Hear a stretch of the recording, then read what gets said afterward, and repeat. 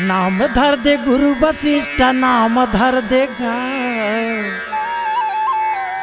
नाम धर दे गुरु वशिष्ठ नाम धर देगा, चारों लड़का के राशि देख के नाम धर देगा, चारों लड़का के राशि देख के नाम धर देगा।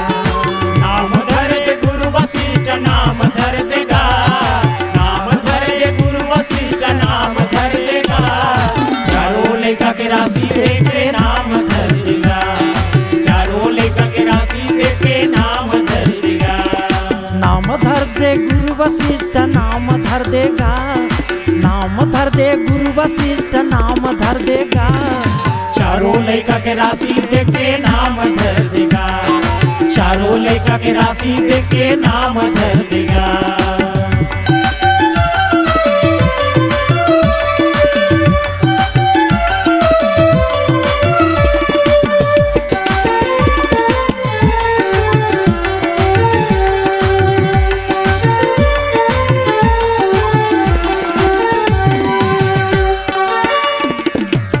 वशिष्ठ कैथे राजा बड़े कैथे राम का, जेकर महिमा राजा गाही बेतुरान का।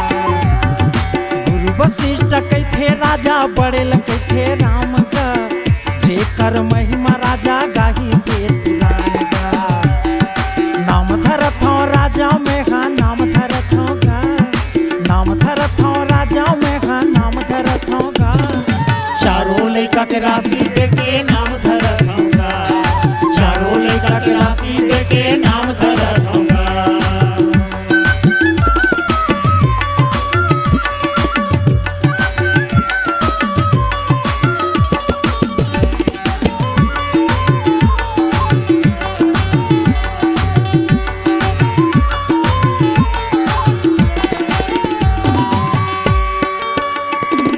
दुनिया के पालन करही ओकरे भरत नाम का, शत्रु के नाश करही शत्रुघ्न जान का।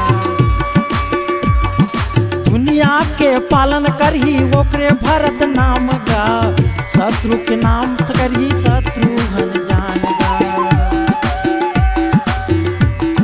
नाम धरत हूँ राजा में हाँ नाम धरत होगा, नाम धरत हूँ राजा में हाँ नाम धरत होगा, चारों लड़का के राशि देख के नाम धरत होगा, चारों लड़का के राशि देख के नाम धरत होगा।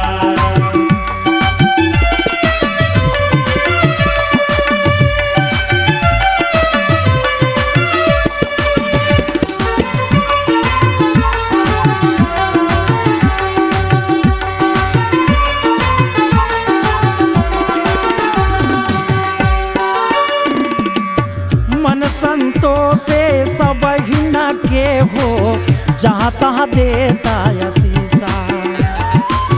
सकल तनय चिरंजीव हो, तुलसीदास काजलीसा।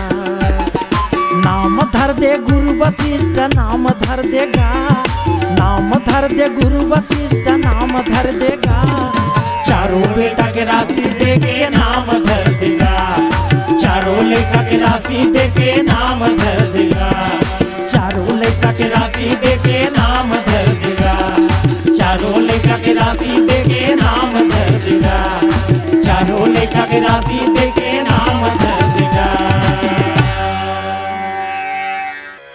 दीदी हो हाँ लड़का में जन्म ले रहा है अतका आनंद रहा है वहाँ। हाँ धीरे धीरे लड़का मन घलो बढ़त रहे भैया। हो राजा दशरथ के मोर बेटा मन के नामकरण के समय हो गया। गुरु वशिष्ठ ला बुला के कथे हाँ हे गुरुदेव मोर पुत्र मन के नाम ला धर देते।